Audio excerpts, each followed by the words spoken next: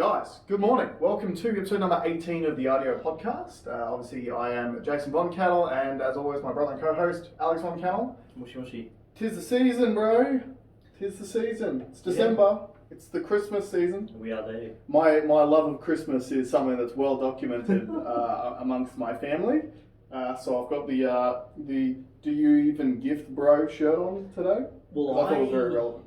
I felt like I wanted to bail out of Christmas this year because I was not feeling it, and then spoke to Dad, and Dad was like, if there was ever a reason to embrace the Christmas spirit, it's 2020, and he's right. But are you allowed to embrace the Christmas spirit? Yes, of course we are. No, you're not. Of course we are. Oh, until they shut things down again? Nah, we're good. It's all open. Open slather, bring it on. Yeah. But that brings me on to someone who just got the Rona. Lewis Hamilton, right. Formula One driver, super fit, super athlete, seven-time Formula One world champion. He'll be fine. He's hyper fit. He'll be sweet. That aircon's just going crazy. Yeah, just turn back down. Cool. But what makes this interesting is who is replacing him. There's 2 races left, and they've put a guy named George Russell in. The reason why they put George Russell is the team boss of Mercedes, so Lewis Hamilton's boss is also the manager for this young Brit driver, George Russell. George Russell currently races for Williams, which is the worst team on the grid at the moment. Right. It's got the worst car, the worst car. So he's got this young kid, 20, 21 years old, 22 maybe, is going from the worst car on the grid to the best car ever built to race Formula One, ever.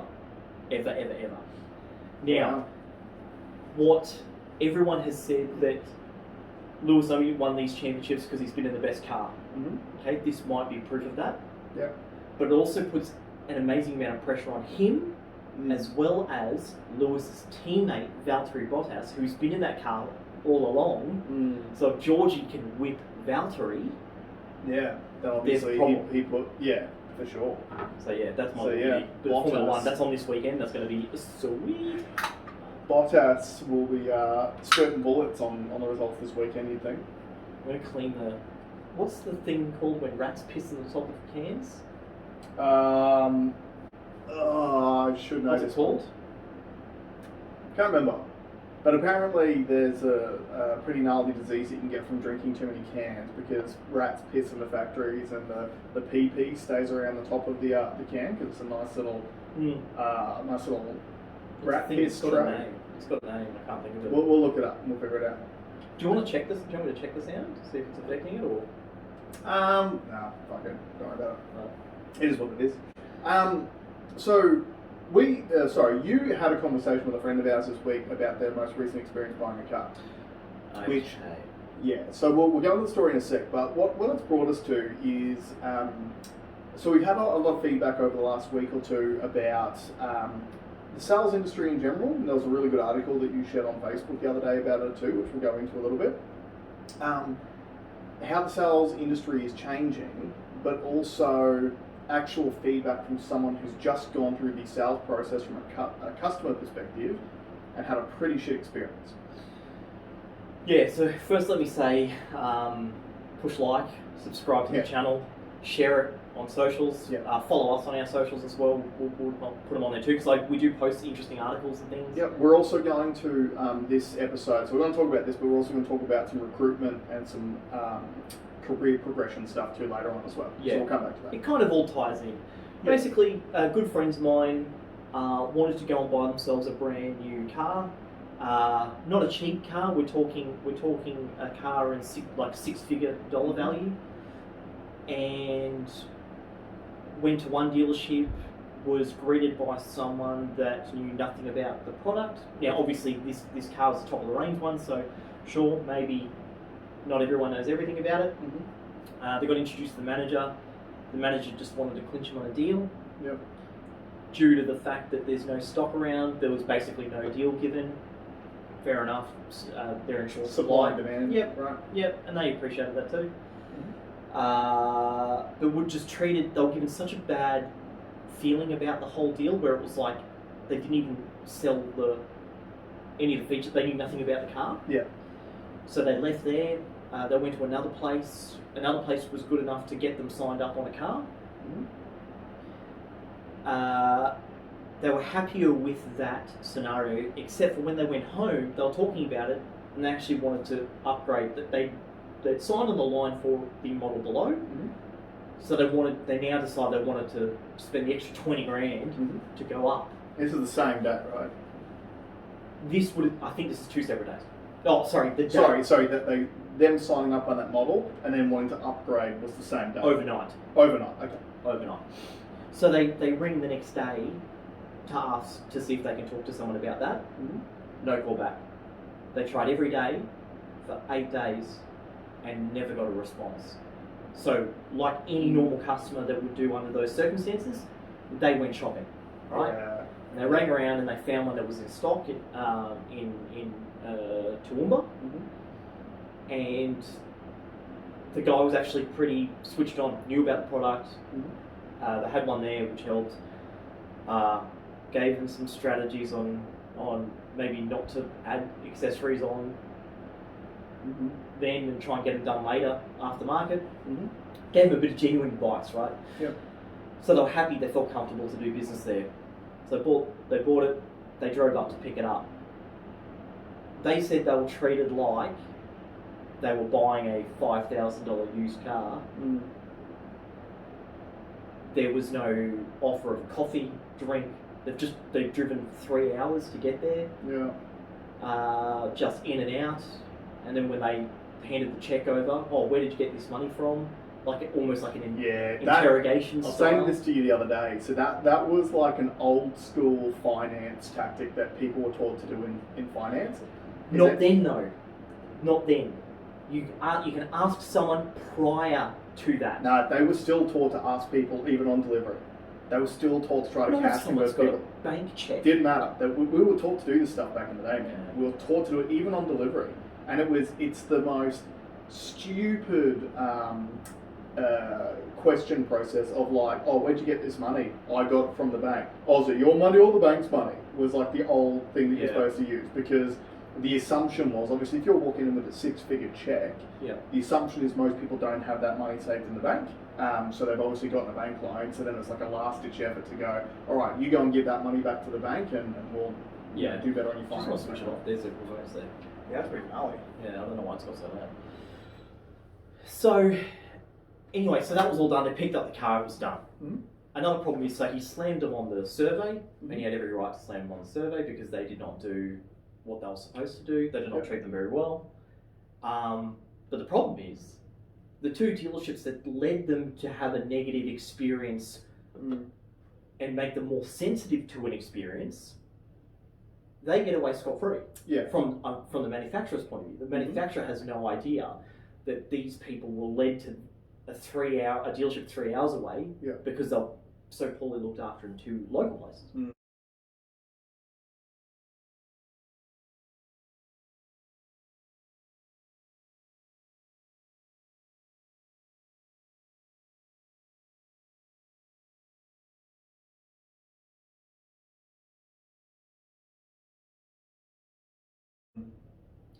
Then it gets even worse. So 2 weeks goes by and they want to buy another car, another new car. Again, another expensive one. This was a limited edition car, wasn't it? Yeah. So there's only one available. Now the problem this time was that someone convinced them to leave a deposit on it to secure it. Fair call. It's the only one. Fair call, right? And then when I had time the next week to go have a look at it, they were booked in to have a look at it. So appointment time comes up. They've rocked up there. The car looks like it's out ready to go. Filthy, covered in dust. Got old sales stickers on it. Yeah. Like this car was effectively sold before the clients got there. Yeah. They couldn't even clean it. And I said to them, I cleaned it. I just sold a $4,000 car. I cleaned it. Yeah. Because whether it's 4,000 is like 400,000. It's a lot of money for a lot of people. Absolutely. Right? So there's no difference in the quality of the service. Of the service. Yep. between those two. So yeah. I don't mind if you're buying a 6-figure car and you're being treated like you bought a $5,000 used car. I don't mind if you're being treated that way if they treat the $5,000 used car people just as well. There's nothing wrong with that. So something about that second deal though that you talked about the other day that you forgot to mention was this is a limited edition car, and he knew which dealership this car was going to, spoke to the people at the dealership, and originally they knew nothing about it, didn't they? Yeah, but I just think that was a separate person was looking at. Oh, sorry, no, you're right. That was not the car that they purchased. There was another car they were inquiring about. Right. That is a special edition only going to that dealership. And they knew nothing about it. And look, this ties in to what we're going to talk about today. Mm-hmm. When we talk about changes going through dealerships, it's not really changes. It's devolving due to the direction that they've been taken in because of the lack of profitability within these dealerships. Yeah. Back in my day, there was a massive emphasis on training. Yes. You'd get some form of training at least every week. There isn't that anymore. No. And what I've said to my friend that's gone through a real bad experience is, and I think it's created an opportunity for me, let me go through all that rigmarole for you, through the dealerships, slap them into line, make sure you get a good deal, make sure the delivery's looked after. Because I had an example of this. A friend of ours got me to do a brokerage deal for them. He goes, I don't want to deal with dealers. You do it. This is what I need. This is my brief. And I went around, found the perfect used car for him. And I thought it was going. They wanted to pick it up on the Saturday. I had to chase the salesperson up to send contracts over because the contracts hadn't been sent. I had to chase the salesman because the deposit wasn't taken. I go there a couple of hours before. I go to the dealership a couple of hours before, just to make sure everything's smooth. I go and look at the car. Well, the salesman didn't know where the car was, so had not checked. Yeah. So he found it. The car's filthy. There was still like bug guts on the front of the car. Yeah. And I said, I'm not like this. This is not going to a friend of mine in this state. Yeah. So I cleaned it. I spent an hour on the car myself. Wow. Cleaning it to make sure that my client was looked after. Yeah. Right? So that has created an opportunity for me. So if you don't want to go through that, go through me. The reason why it's happened, and I had this conversation with Dad, they're not, how can we expect to have that high level of customer service when they don't pay like... That's the problem. I got paid very well in the past, but they expected very high standard from me. Sure. So I believe I have a much higher standard of what I think is acceptable or not, or good customer service. But I don't expect them to be able to do that with the young crop that's coming through. No, because so this goes into a big issue because you're exactly right. And like when I first started, there was a massive emphasis on customer service as well, and training on that. Like for example, let's ring a bit of the bell. So I was, when I was selling Hondas, I was in the top 10 Honda salespeople in Australia 2 years running, and a big portion of what you got scored on, it wasn't just sales numbers. Sales numbers was in it, but it was a minor thing. But it was customer service surveys and training. You had to actually tick off your training to be able to achieve these awards because it was really, really important to them. And you're right, like we got paid very well to do a good job. So if you did a good job, you earn good money. If you did a shit job, you earn shit money, right? Now the problem is, because you're right, profitability is has been chipped away for years and years and years. And I think the finance one was probably the nail in the coffin because so many dealerships were just reliant on that finance income. Now we're going through that shift where it's like the people at the top making the decisions are going, how can I get the same production out of a cheaper team? Pay people less. Pay people less money. But the problem is, like, and we've spoken about this a million times, and Mercedes that you mentioned before is a perfect example of it. Have a drink, good example. When you pay better money than everyone else, you become an employer of choice and you attract the right crop of the top talent. When you pay less than what people who have traditionally done the job well are used to being paid, they will leave and take their skill sets with them. Then, when you're paying less, you're obviously bringing in younger, less experienced people in the industry. Now, the big question for me comes, number one, what resources have they got? Because our experience just before we left franchise was from very stripped back resources, and there are a lot of reasons for that, but I don't think a lot of those resources have been given back to them anyway. They have. They have? Yeah. Depends where you are. Yeah, each individual, but a couple of examples they definitely have. So one thing is resourcing, but number two is the quality of the resourcing. So like I think we are, well, the industry is at a situation now where in most dealerships you've at least got a sales manager who's got some experience with a very inexperienced sales team.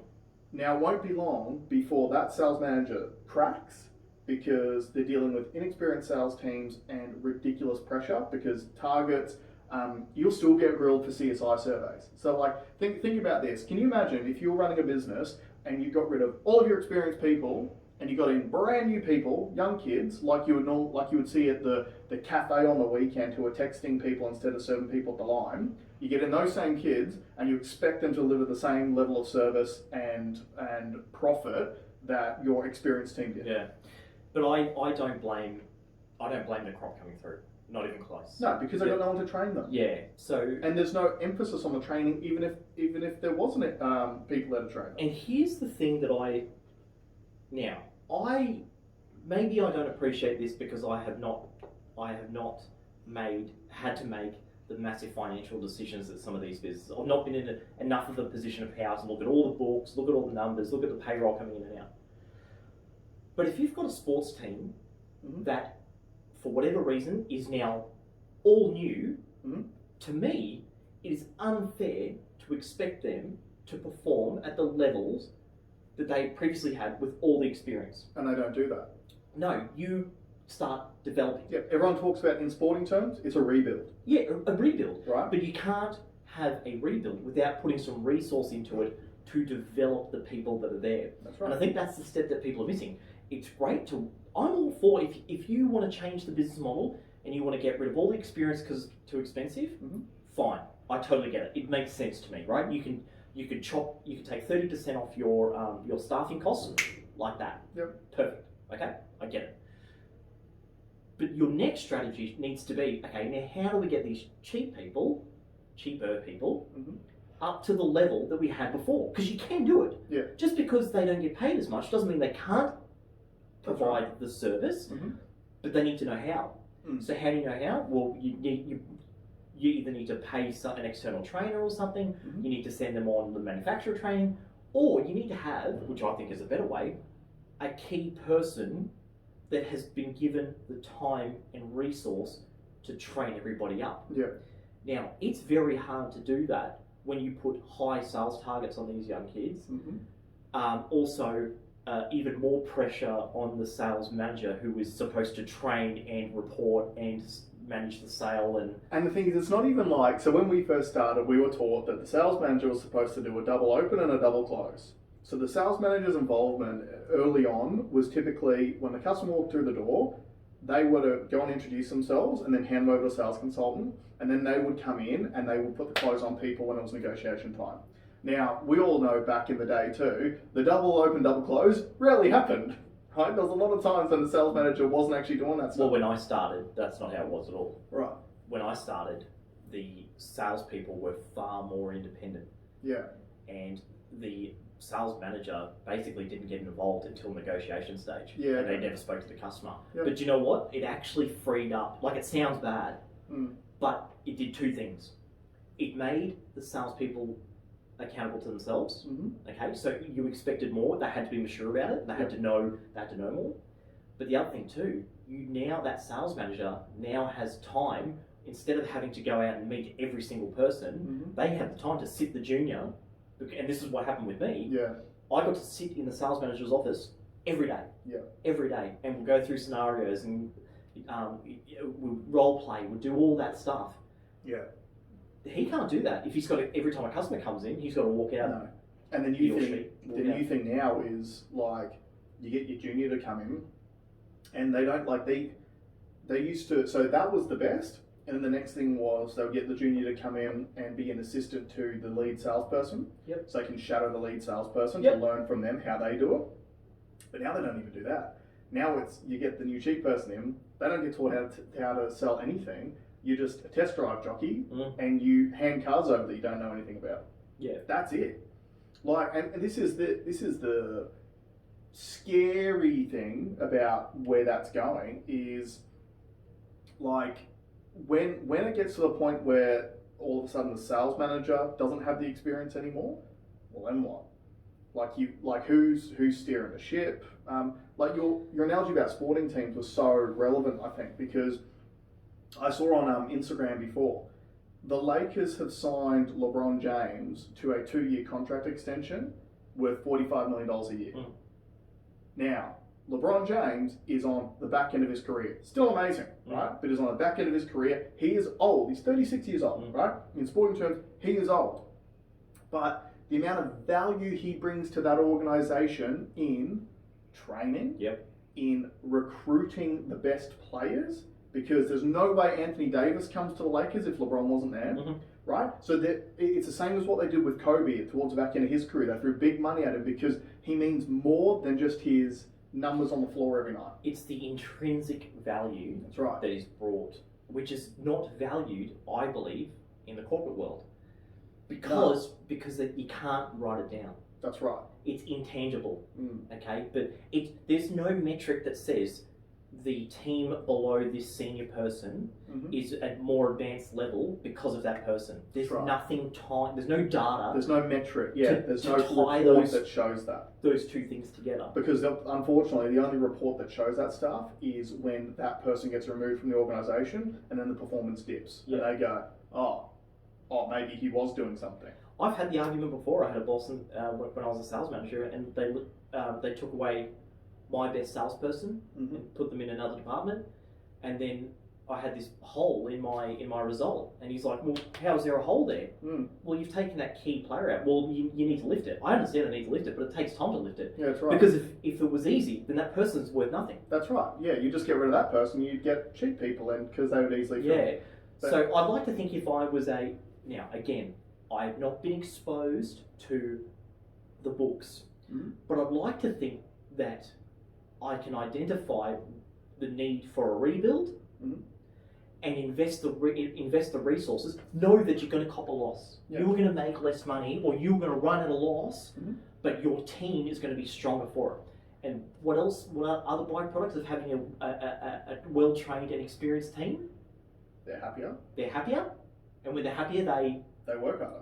They work harder. They also stay longer. Yeah. Okay, so you've now built this team, and if now everyone rises together, anyone that you do bring in gets exponentially better than if they get into the early stages of a poorly rebuild. Yeah, and the thing is too, so like you said, I've never looked at the books. You don't have to look at the books to value training and upskilling your staff. No, theoretically you're right. But it's a very different story when you've got the pressure of paying bills. Yeah. So it's easier to say, this person needs to make me X amount of dollars now because my bills are now. Yeah. So I'm trying to put myself in a leader's mind. I'm trying to look at it through their eyes. What are they seeing? Yeah. Because it's the only explanation for why they do the things that they do. For sure, but the thing is, like, as a leader of a business, you need to understand that certain things are worth the investment and are worth the time. Because, like, saying I just need them to make money right now because I've got bills to pay doesn't pay your bills.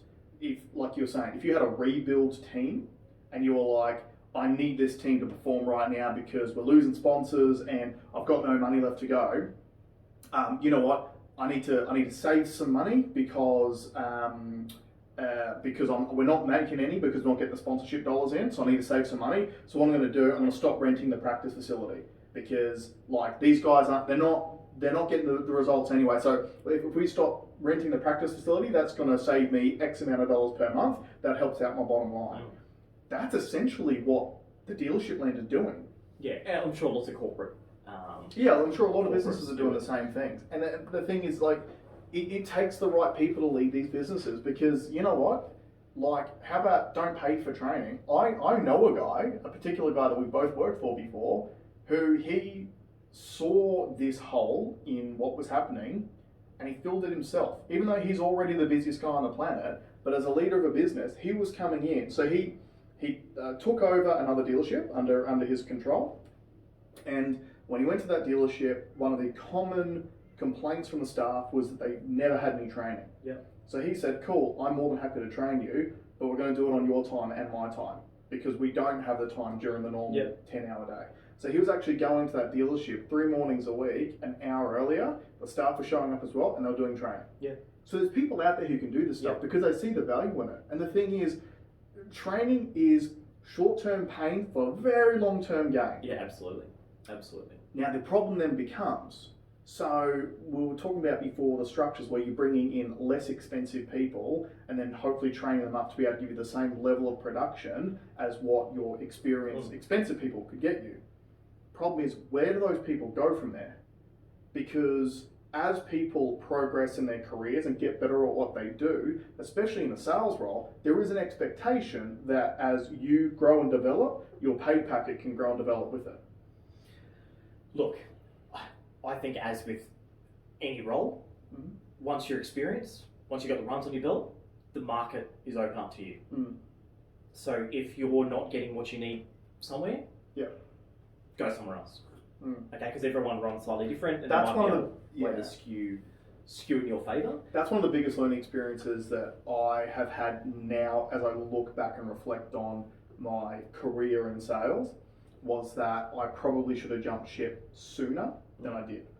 Because, and look, I've always been a fairly loyal employee in whatever business I've worked at.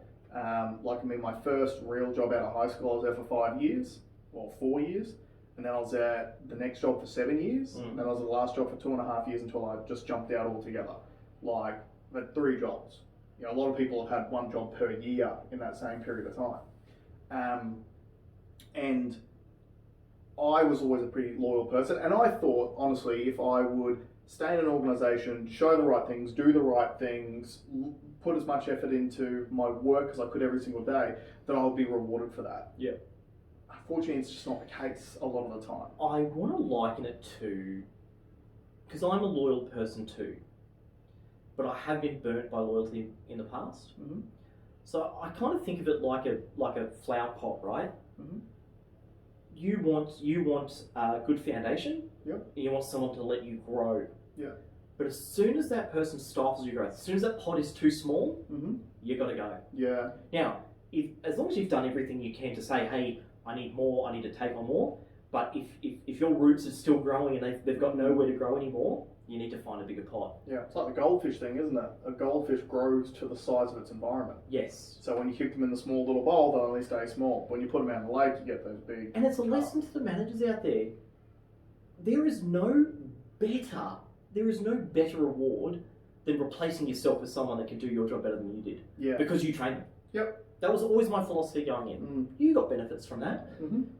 I don't want to keep anyone below me. No. Because I'm only going to go up. Yeah. If you've got the ability to train a person to be better than what you were, that is a gold value, right? And purposely withholding information is you're now becoming that restrictive pot. Yeah. And I hope people take my advice, and say, jump out, because that place is not good. That's not for you. It's going to stop your development. The old saying used to be they would treat salespeople like mushrooms, because mushrooms grow better when they are fed shit and kept in the dark. Yeah. That probably fits in nice with what we also wanted to speak about. Yep. Which was about recruitment. Obviously, the job market is interesting at the moment.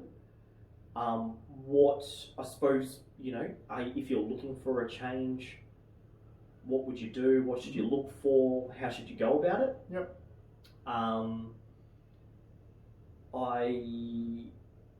I guess from like, I mean, did you have any ideas of things that you wanted to tell someone? Like, if you were telling a younger you, what to do? Yeah, definitely. So, because I've got heaps.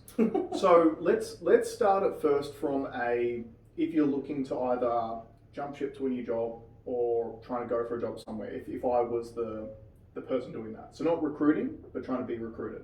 Can I jump in first? Yeah. I want to start. I just want to start just before that. Your wife sent me an article to read. Mm-hmm. Did you read it? Yep. Yeah. And something that I've been lucky enough that's already built into my psyche, but a lot of people don't. Mm-hmm. Have you reassessed in life, or have you assessed what your life priorities are? That's right. So before you go and make this change, mm-hmm.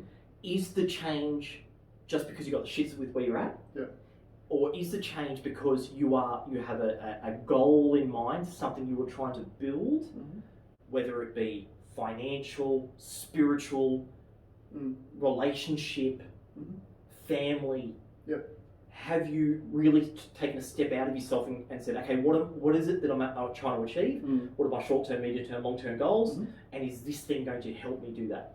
Do that first. 100%. Because if you've just got the shits, there's ways that you can overcome that. Yeah. At the same time as you're doing that, one of my biggest tips that I'm going to give everyone, and I'll scream it till I'm blue in the face, be financially responsible before you try to do any of this stuff. And by financially responsible, I mean have some money tucked away that if you just want to make a move, you can just go. But not all people are in a position to do that. I know. One of the reasons why you might want to jump out is because you're in a job that is underpaying you. Yeah. So if that's the case, mm-hmm. what I would say, take a risk. Yep. A calculated risk. So if it's going to hurt, if you're going to eat ramen noodles for a month, mm-hmm. but you're going to get into something that is going to trigger off your creative juices, your motivation, your passion, then that's worth taking. 100%, yeah. But also, because I think that unfortunately that attitude sometimes keeps people where they're at through necessity. No, because I'm not saying sit around till you've saved X amount of money before you go. What I'm saying is be fiscally responsible. If you're working in a job and you're on the poverty line, like I guarantee you, we've said this before, oftentimes, this was your quote, oftentimes it's not your income that's a problem, it's your spending. So look at what you're spending money on. One thing that I found really interesting for me is I didn't realise how much money I was costing myself to go to work. Like our savings have gone backwards since I've not been working because I had a decent income that's now no longer coming in. Yep. But it hasn't gone backwards by as much as I thought it would. And the thing is, like, this is with Amanda having been on maternity leave and taking like half pay, and she's been back at work, but she's only been doing 3 days a week. Yeah. Like, so it's not full-time wages or anything like that. But it's because I actually had the time to sit back and take stock and go, how much money was I spending in fuel, in extra servicing on my car, in tolls, in buying lunch snacks. every day, buying getting beers after work, all that sort of stuff. I was spending a fortune. So, and I was earning good income, which is why those expenses didn't matter, and they could just because the savings were still going up. But it's only now and again it's not like I'm wanting for things, like I'm denying myself to go and buy things. Just being a little bit smarter. But yeah, if you're in a position where you are grossly undervalued, just take that risk and take a jump and go and get yourself a better job. Like 100%. One of the easiest financial decisions you can make to improve your finances is to find a way to earn more money. That's a good thing. But at the same time, if you know, like you, for example, that you're looking at starting a business and you've got a plan and you go, okay, I've got these steps I need to get in place before I can have the business up and running and ready to go. There is nothing saying that you can't put a little bit of money aside at the same time if it's not pulling food out your kids' mouths and stuff like that. Just be fiscally responsible. Yeah. Do a budget first. Yeah. Be smart. When I say take the plunge, I always take a calculated plunge. Yeah. I'm only taking a plunge after I make sure that the strap is strapped to my feet before I bungee, right? Don't just jump. No, you don't. But also, what you're saying is, you don't want to get paralysis analysis paralysis at the same time. Yes, And absolutely. be like, oh, I don't have enough of a nest egg saved up. Maybe if I get an extra $500 in there, I'll be safer. It's that, what's that quote? That time in the market's better than timing of the market? Yeah, when you come to investing, that's right. Time in the market beats timing the market every time. Yeah. And Well, Ian, that's for you. That was what I was trying to mention to you yesterday, and I got it wrong. Exactly. And what that essentially means is, and when it's coming from like an investing perspective with shares and stuff like that, is they've done the maths on it. And people who just have a plan that they stick to when it comes to investing, which might be, I know I'm going to invest X amount of dollars per week, fortnight, per month in whatever the fund is, and they just do that and they stick to the plan. 99.9% of the time, they outperform people who try to trade when it gets high. I'm going to sell out here and I'm going to buy in low. Like the people who try to beat the market. Same with used to frustrate the hell out of me. I had a mate of mine that was talking about buying a house for 2 years. Oh, we just want to save some more deposit. We just want to save some more deposit. We just want to save some more deposit.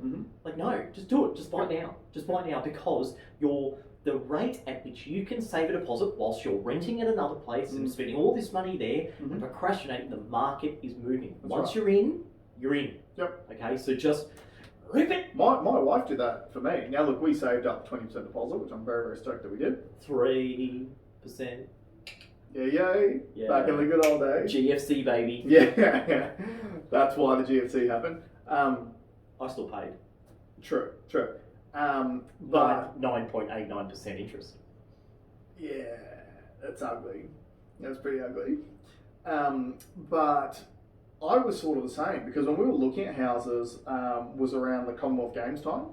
And I was like, oh, there's probably going to be a dip in the housing market after the Commonwealth Games is over, because all these people are moving here because the job's here and the work's here, with all the setup of the events and the accommodation being built and all that sort of stuff. And I thought, oh, like that'll clear out once the Commonwealth Games is over.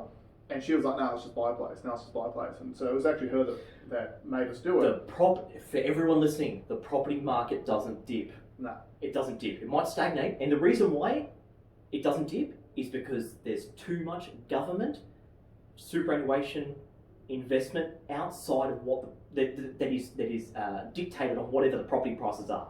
So they won't let it dip. Yeah. So if you're thinking, I'll just wait for it to dip, you're wrong. Yeah, it won't. Just buy it. Yeah. Just buy it. If you want it, buy it. Just got to think too, most of these politicians make most of their money through property as well. Yes. Yeah. So going back to so let's get back to so if you're trying to be recruited, so a couple of things that are really important these days.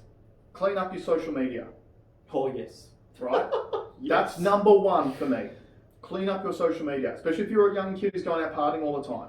I guarantee you send your resume in, so what they do is they'll get all the resumes that come in. Anything that doesn't look good on the resume, they'll just throw them in the bin, because a lot of... Start there. Resume. Yeah. Make sure, get someone to proofread your resume. Oh yeah, true. It doesn't have, the layout doesn't matter, as long as it's clear and concise. But if there's spelling mistakes, you've just shown that you don't have enough attention to detail to even check your ad to the recruiting world. You only get one opportunity to make a first impression. Yeah, it's called a moment of truth. That's right, and your resume. So yes, very good advice. Get it checked. Make sure there aren't gaps as well. So one of the things I look for when I read a resume is when there's been big gaps that are just unexplained gaps. Yeah, you need to be able to explain them. That's right. So make sure your resume's right.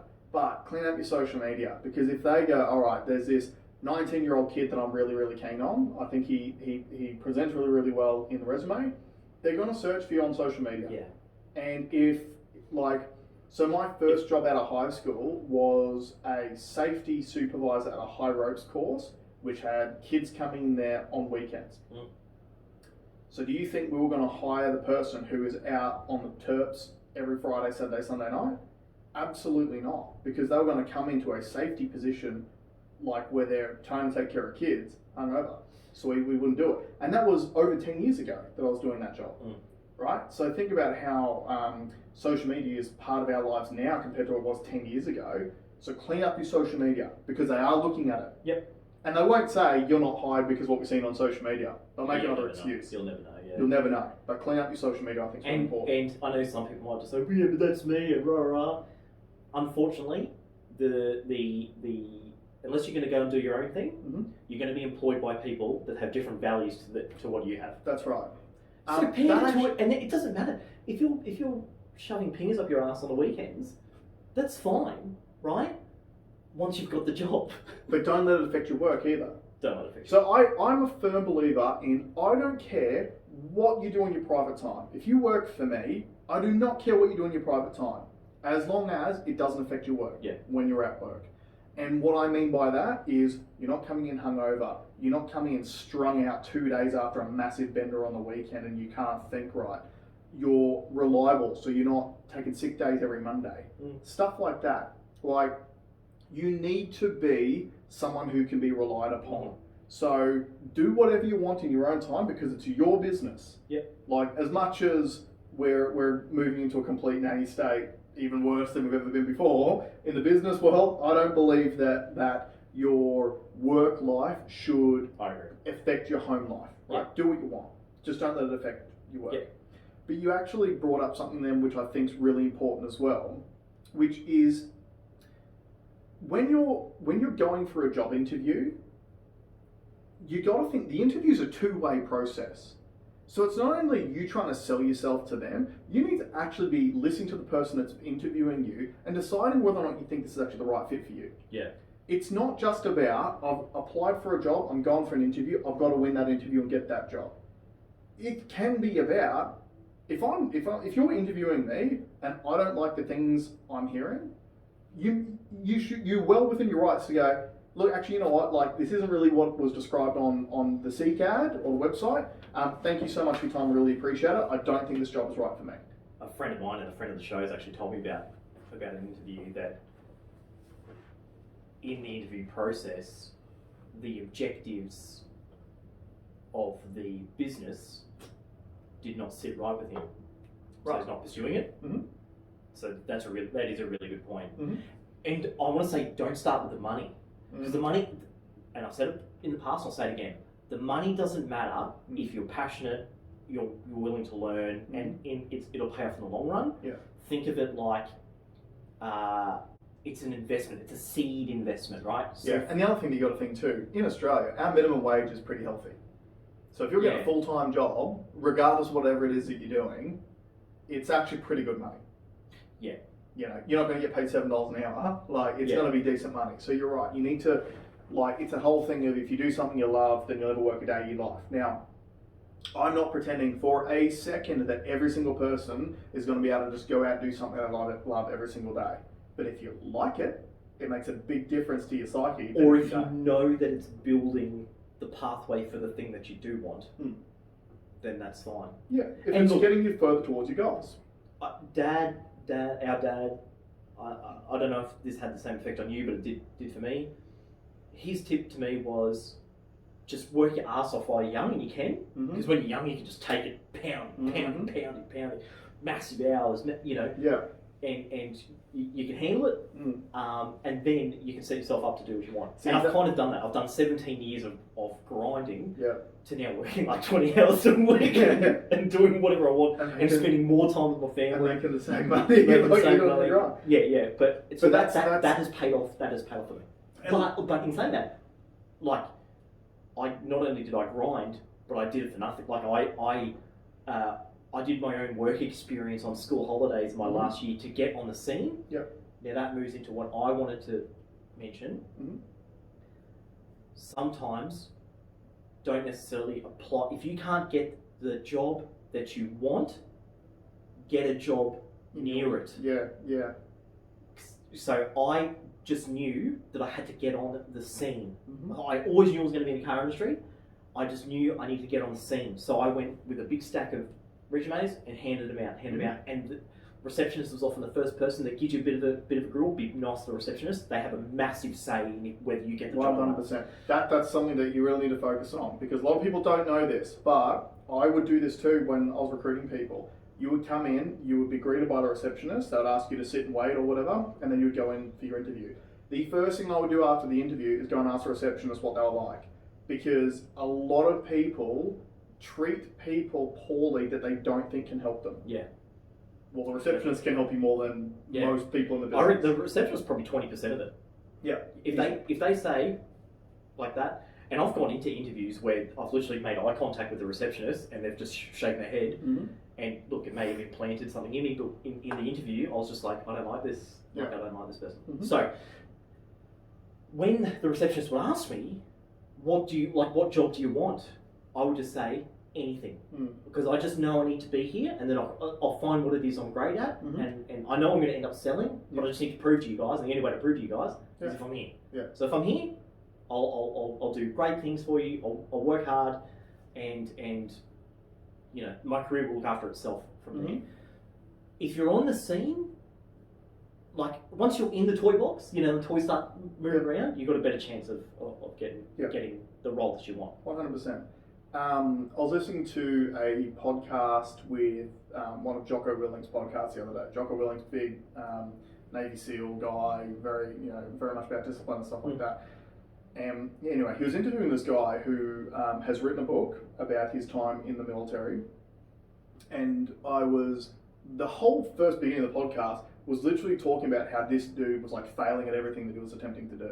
And every test he took, he sucked at school, he sucked when he was dumb, and then he wasn't fit enough to get into a certain regimen with the army and all that sort of stuff. So he failed.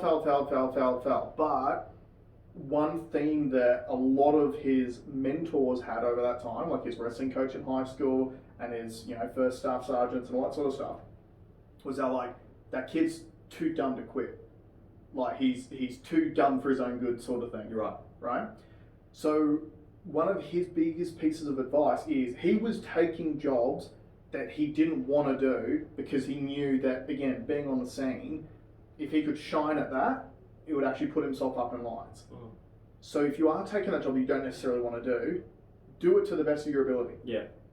I'll always remember we had a female stand-in general sales manager, who you'll know what I'm talking about, at a dealership both worked in when I first started my career, who hated public speaking.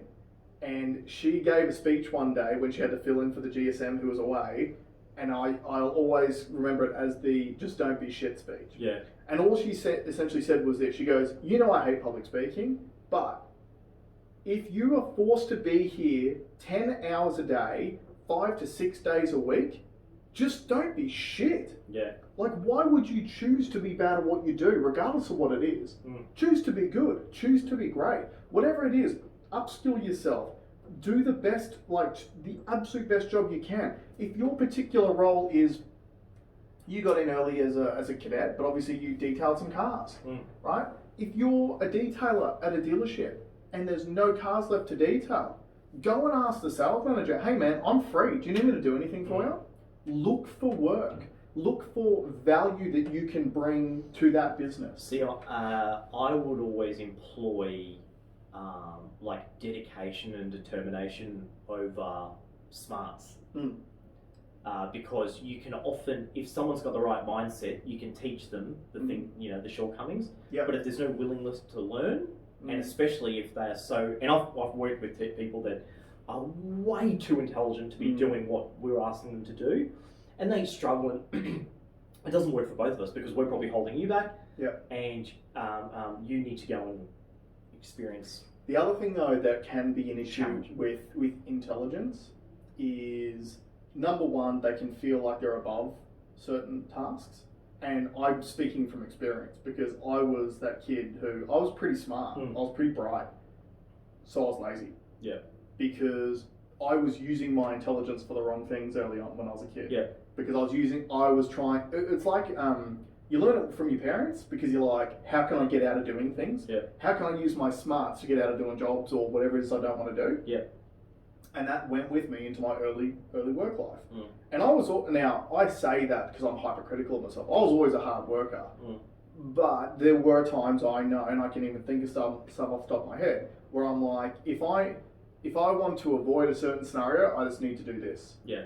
Don't do that.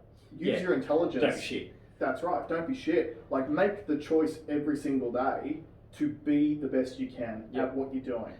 Okay, so you'll find it more fulfilling too. Another step that I think, and I've mentioned it before, but I'll probably go into it a little bit deeper. Use your network. Yep. Okay, so a lot of the jobs that I've got are just through networks. Okay, and I've spoken about this before. How do you build a network? Contact. How many times are you picking up the phone and just having a chat with someone that you used to work with? It's something I don't do well enough. Yeah. And look, I was doing it pretty well before I had Nate. Yeah. And then I've used Nate as an excuse to drop off it a little bit. But I You also use your intelligence to get out of something? 100%. And I feel like social media makes us lazy.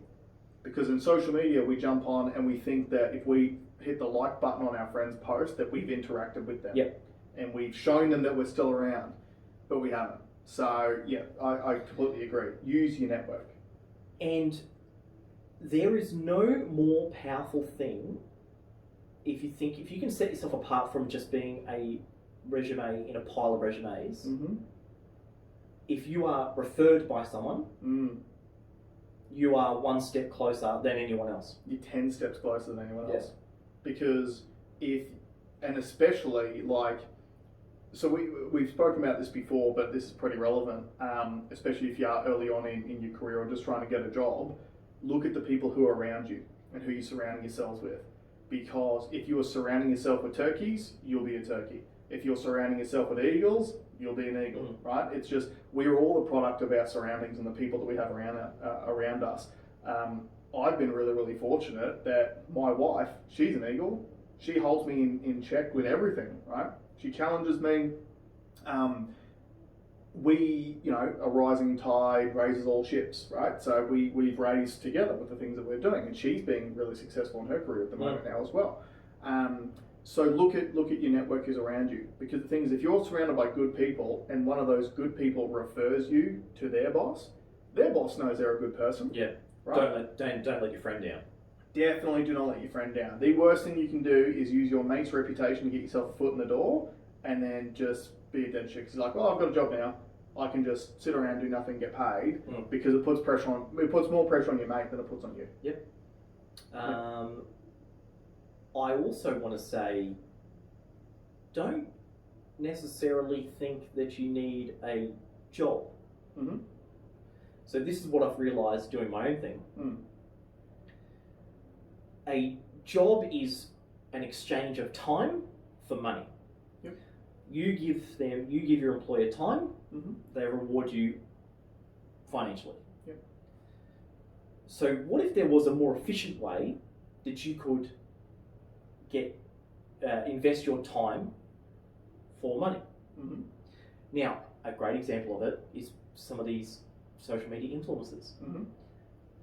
If you are building a network, and it is a network, it's a form of a network, if you're building a network that is strong enough for you to monetize that,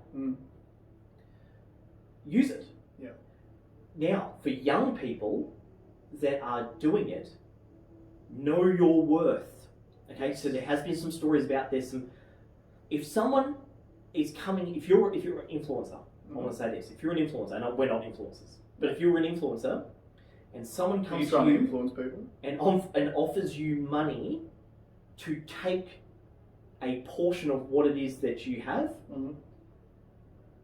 you're probably undervaluing yourself. 100%. They've seen value in you. Yep. Now, what I'm saying is, you might still do a deal with that person, but do some research to find out what that is worth. Because you're in the position of power. If you are talking to 50,000 people, you have a massive influence. If you have a massive influence, understand the dollar value against that. That's right. Okay, and work towards that. That is a big tip. But if there are things, I don't like the idea of just saying jobs. I think we need to think outside the box. If you could reduce your expenditure to a certain amount where you don't have much outlay and you only need a small amount of income, well, what if you could make that income? I'll go to the most ridiculous. what if you could pay for your life by spending a small amount of time doing online surveys, for an example, right? Now, yes, your friends aren't going to be that impressed, right? It's not a sexy role to have, but what if now you've got more time than anyone has to start a family, or to invest times in relationships or your health? This is where it gets back to you taking stock of your life, where you're at, and what your goals really are. Because what you said earlier about how Dad instilled in you to just grind when you're young, set yourself up, that was instilled in me too. That was literally my life plan. My life plan was grind while I was young, because I knew I wanted to have kids. I've always wanted to have kids. So grind while I was young, so I could set myself up to a point where before I had the kids, I've got the wife, I've got the home, and I've got enough money in the bank so that we can be comfortable. And what was interesting for me is that obviously with Nate coming at the start of this year, it actually took the changes made to my industry from COVID for me to realise and snap out of the hamster wheel I was on. I was like, holy shit, I've actually achieved those goals. I've done that. You're there. I'm there, right? And then it was it was many months of conversations with you and also with my wife going, what are my goals now? Because if I'm actually staying in this grindstone and spending 14 hours a day away from home, is this actually getting me towards my goals? And my goals have always been to have a happy family life. Actually wasn't. You let loyalty, repetition, comfortability, and ego. Yeah. Keep you there. That's right. Yep. It is a lesson for everyone there. If you are just in it for the sake of being in it, have a look. Because I'm competitive, right? So I always wanted to be a winner. And to me, being a winner in career was climbing that ladder and getting to a point where I could make the decisions to positively affect the people underneath me. Now, it took me a long time before I realised that I was already winning, and the real winning play was to do what I did, which is to take a step out. That was number one. But number two, I also then got to a point where I realised for where I was working, climbing up the ladder didn't matter anymore, because there was no rungs left on the top of the ladder. There was a rung that was so far out and so tainted that you don't want it. Well, it's not even tainted. It's like when you normally think of climbing the ladder, you normally think you go from bronze rung, silver rung, gold rung, platinum rung, and we're talking about prestige and money, right? What I realised very quickly was I was going from bronze rung to bronze rung to bronze rung to bronze rung to a thinner rung with more responsibility. Yeah, more responsibility and the same money. And look, that's just where that industry's at the moment, and I'm sure it'll change at some point. But you definitely need to take stock of where you're at and what your actual goals are. But not to counter it, but to add sort of another pathway. If you're intensely motivated to do great things, and your current job is getting in your way, move. You could have an idea that you're working towards, and if you can't let that idea flourish at the place that you're at, move. Yeah. Move. And like you said earlier, you're the perfect example of knowing your value. You're literally doing the same thing every day that you used to do for someone else for the same, if not less, income than what you can make now doing it in half the time. Half. Less third. than half. Yeah. So knowing your value. Yeah. Realising that, so I saw a Facebook memory the other day, and this I was like, holy shit, super relevant. So Facebook memory it was about 7-8 years ago, where I had been doing Movember. And part of what my pledge was for Movember was every car I sold that month, I was going to donate $50 myself per deal to my Movember campaign. Yeah. So I was going to donate $50 per car. Most people selling cars these days are getting paid $50 a car, less tax. So 7 years ago, I was that was what I was quite happy to donate, because we were getting paid minimum was $150 a car. So again, it's that knowing your value thing. Because when, like, one of the biggest things that stood between me and really wanting to jump out of this industry is I knew what it was like when I went from my last industry, which was high ropes course, into the new industry of sales and cars, which I knew nothing about, to go from knowing everything to being a rookie again. And it can be daunting, right? And especially when you're someone who is pretty ego-driven like myself, like I'm pretty ambitious. I like knowing what I'm talking about. So it can be a daunting step to take that jump into a brand new field and go, I don't know what I'm talking about.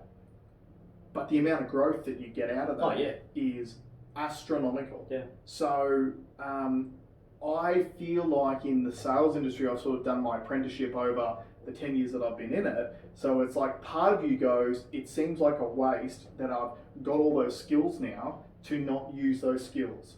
But that's a trick. That's a lie. Yeah. Because all those skills I've learned, I can apply to anything I go and do. For sure. Whether Even taking the skills out of it, the ability to learn skills. Yeah. And the want to learn skills as well too. So to sort of summarise, because again, I'll subject a little bit. So with recruitment, so what did we say? We said, make sure your resume is right. Yeah. Make sure your social media is right. Yeah. Use your network. Yeah. Look for the right job, not the right money. Yeah. Those are probably the main things. Look, those are the things that are really the and check your goals, check your priorities. Yeah, check your priorities first. Do that. Yeah. Do that So let's first. say that's the 5.